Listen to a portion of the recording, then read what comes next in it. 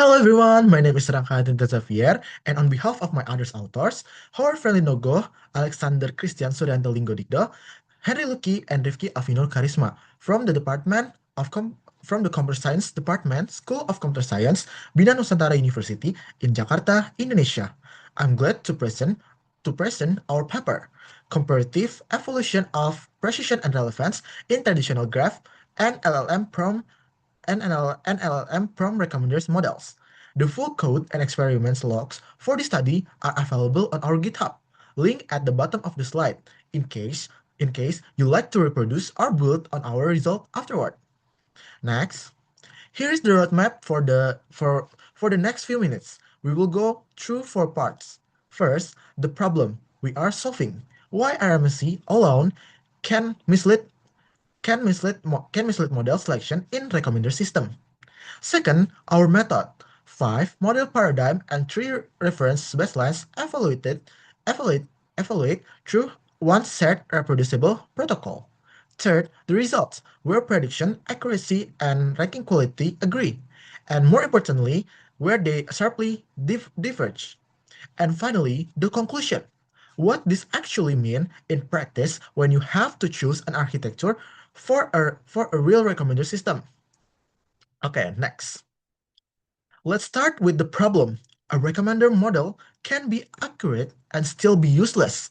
Conversely, if a model predicts a rating 4 of 4.1 stars for a movie, the user would actually rate 4. That is an excellent contribution to RMSE.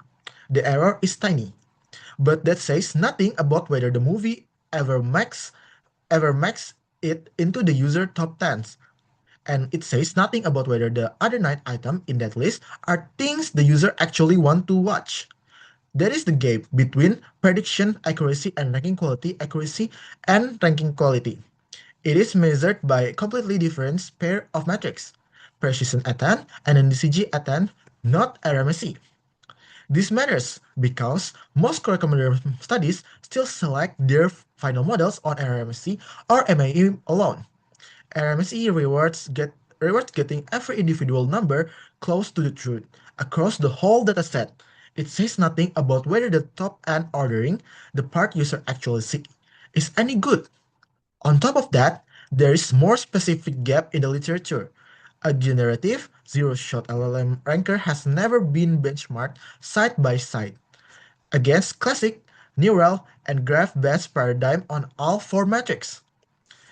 Accuracy and ranking at the same time under the same protocol. That is the gap this paper closes. Okay, next. To be precise about what is missing in prior work, we identified three concrete gaps. First, interaction-only testing prior comparisons that entirely inside the ID-based paradigm, such as UBCF to SVD to NCF to LexGCN, and never cross over into text-based generative rank. Second, LLMs are untested on accuracy metrics in how zero-shot ranker study. LLMs are judged only on NDCG and hit rate, never on RMC or MAE.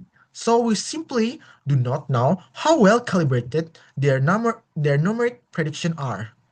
Third, there is no unified cross-paradigm protocol, no prior study placed classics, neural, graph, and generative models under one dataset, one split, and one evolution protocol at the same time. Our paper is built specifically to close all the three gaps in a single controlled experiments. Okay, next. To keep the comparison fair and reproducible, we built a sequential 7-stage pipeline: dataset collection, exploratory data analysis, data preprocessing, shared evaluation, set construction, model implementation, evaluation protocol, and finally, analysis and discussions. Each stage fits a fixed version artifacts into the next one. Clean data, train parameters, then the matrix tables. So any difference we see in the results is attributable to model architecture, not to inconsistencies in the procedures. The shared evolution set construction stage matter most. The same leave one out candidate sets are built exactly once and reused identically by all five models, so no architecture gets an easier or harder ranking task than others. Okay, next. With that pipeline in place, here are the five architecture we test, each representing a genuinely different paradigm. First, UBCF, memory is memory based, as a 943 by 943 user-to-user cosine similarity matrix with 40 near with 40 nearest neighbor used at inference time. Second, SVD is latent factor, trained for 20 epochs with stochastic gradient descents, optimizing pointwise. Rating by rating with L2 regularization. Third, NCF is neural, a multi-layer perceptron over user and item embeddings trained for 50 epochs with MSE loss. Fourth, like GCN, is graph convolution. Before bipartite graph propagation trained with pairwise BPR loss, which took roughly 8, 860 seconds to converge, by far the longest training time of any models. And the last, LLM Prom is a generative models, a zero-shot Llama 3.211b model curate purely with natural language descriptions of each user's watch histories, no interaction metrics training at all. On top of these fives, we also include popularity and random baselines. These are not optional with movie lens. Long tail popularity distribution, you need a non-personalized baseline to know whether it's a good ranking score reflects real personalization or just popularity bias. Next, all five models were then evaluated on exactly the same health outcome set, but we asked two different kind of question. The first is prediction accuracy. The first is prediction accuracy. How close is the predicted rating to the true rating? That is RMSE and MAE. The computed compute over every user item pair in the test set. For every model that returns an explicit 1 to 5 value. The second is ranking quality. Are the top 10 items we actually show the user the relevant ones? That is precision at 10 and NDCG at 10 compute through a leave one out protocol. One held out relevant items, meaning a rating of 4 or higher, hidden among a pool of unseen candidates for each users. Critically, the candidate construction is identical across all five models, so no model sees an easier ranking task than another. Okay, next. All of these models runs on Movilance 100K from Grouplens Research at the University of Minnesota. A standard a standard benchmark that is small enough to test all five paradigms fairly, while still being large enough to be meaningful. It contains 943 users, 1,682 movies, and 100,000 explicit ratings on a 1 to 5 scale. Three patterns in this data shape or design rating cluster heavily in the 3 to 5 range. User rates positively far more often than negatively. The user's item matrix is 93.7% sparse, which is exactly the condition that the weakens weakens memory-based methods like UBCF, and item popularity follows a long tail, which is why the popularity baseline is necessary. Without it, we cannot tell whether a ranking result reflects the personalization or just popularity bias. We use an 80 to 20 user stratified split, so every user's history is divided proportionally between train and test, limiting artificial cold start effects. Now the results. This table. Now the re- okay. Sorry. Next. Now the results. This table shows all 5 models across all 4 metrics. On error, SPD wins clearly, RMSE 0.9373 and MAE 0.7393, the lowest of any model.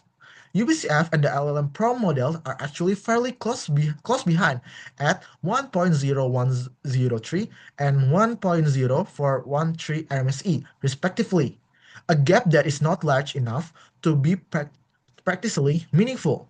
NCF trails SVD by almost 0.25 on RMSE, which is a substantial gap. Adding neural depth did not help at this scale. Like GCN has by far the worst RMSE at 1.7790, about 90% higher error than SVD. But look at the ranking columns. Like GCN, the models with the worst RMSE records an NDCG ATN of 0.4647, the second highest of any model, while above SVD's 0.2060 and the LLM Pro model.